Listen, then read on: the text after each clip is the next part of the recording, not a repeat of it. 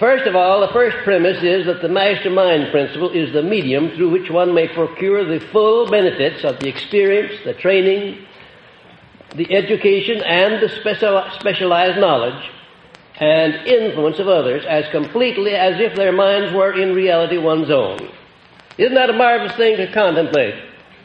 That whatever it is that you lack in education or in knowledge or in influence, you can always obtain it through somebody who has it. The exchange of favors, the exchange of knowledge, is one of the greatest exchanges in the world.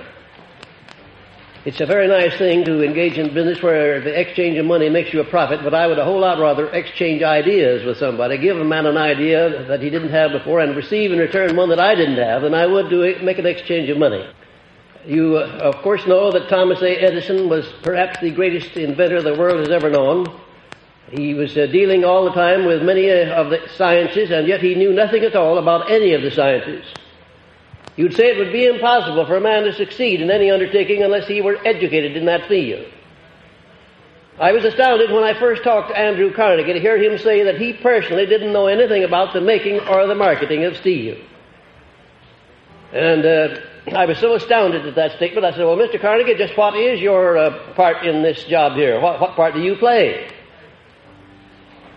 Well, he said, I'll tell you the part that I play. My job is to keep the members of my Mastermind Alliance working in a state of perfect harmony. And I said, is that all you have to do? He said, well, have you ever tried to get any two people to agree on anything for 3 minutes in succession in your life? I said, well, I don't know that I have. Well, you said you try it someday to see just what kind of a job it is. To get people to work together in a spirit of harmony is one of the greatest of human achievements. And then Mr. Carnegie went on to break down his mastermind group, to describe each one individually, to tell what part he played.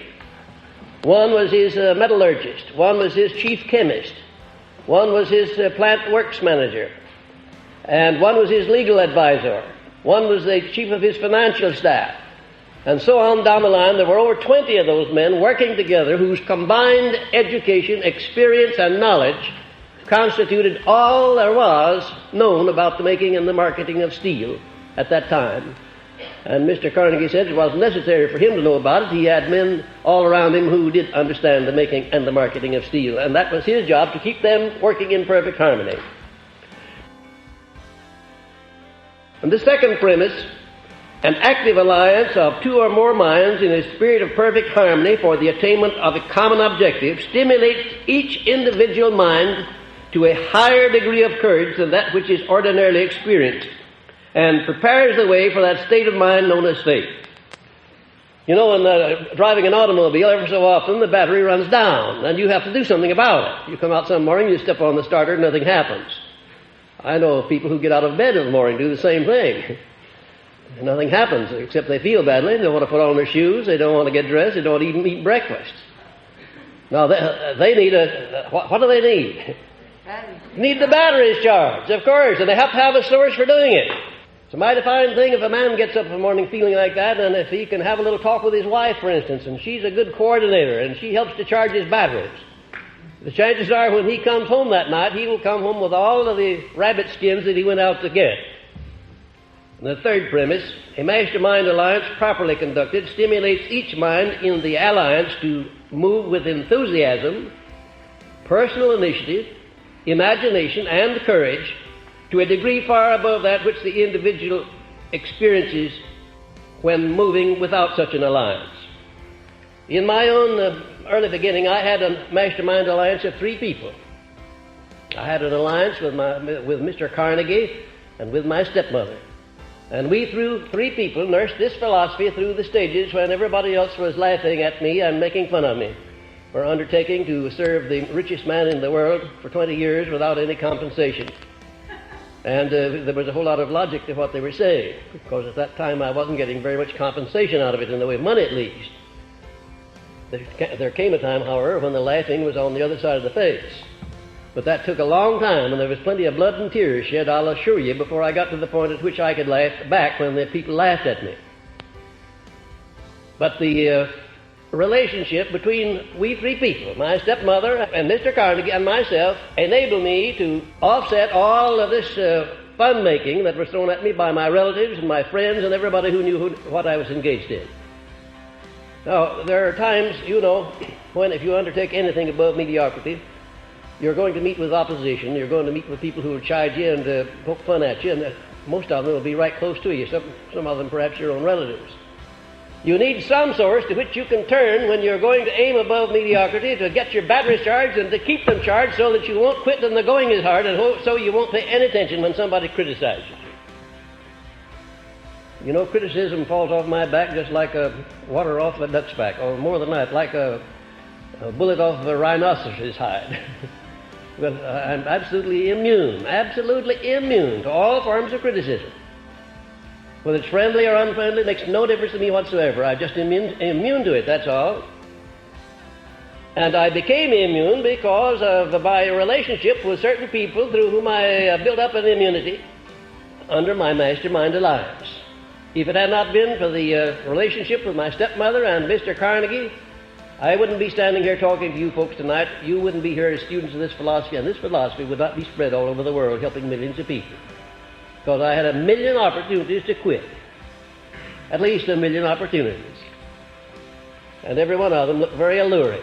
And almost sometimes it seems as if I were stupid if I didn't quit. But this marvelous relationship, I could always go back to Mr. Carnegie, I could always go run into my stepmother, and we'd sit down and have a little chat, and she'd say, "Stand by your guns. You'll come out on top. I know you will." She once said, at a time when I didn't have 2 nickels to rub together, as my enemies were saying, she once said that you are going to be the richest member of the Hill family, far and away. I know it. I can see it in the future. Well, if you would take all of my riches and put them together, I suspect that I have more riches than all of my relatives put together for 3 generations back, on both sides of the house. That's true. And my stepmother could see that. She could see that what I was doing, it was bound to make me rich. I don't have reference alone to monetary riches. I have reference to those higher and broader riches that you find when you get to where you can render service to so many people. And the fourth premise, to be effective, a Mastermind Alliance must be active. It must be active. You can't just form an alliance with somebody and say, "Now, that's it, we've got it. I'm lined up with this person, that person, the other person, we've got a Mastermind Alliance." It amounts to absolutely nothing until you become active. Every member of the alliance has got to step right in there and start pitching. Mentally, spiritually, physically, financially, every way that is necessary. They must engage in the pursuit of a definite purpose, and they must move with perfect harmony. Do you know the difference between perfect harmony and ordinary harmony? Do you know what it is? How many of you know the difference between perfect harmony and ordinary harmony? How many of you have ever had a relationship of perfect harmony with anybody? I'll tell you the truth. I suspect that I have had harmonious relationships with about as many people, maybe more people than any person living today, beyond any question of a doubt. But I want to tell you that perfect harmony in relationship is about the rarest thing in the world. And I think I could count on the fingers of my 2 hands all of the people that I now know with whom I have a relationship of perfect harmony. I have a speaking acquaintance, a very nice, polite speaking acquaintance with a lot of people, but that's not perfect harmony. I have a working alliance with a lot of people. That's not harmony, perfect harmony. Perfect harmony consists only when your relationship to the other fellow is such that if he wanted everything you have, you would willingly turn it over to him.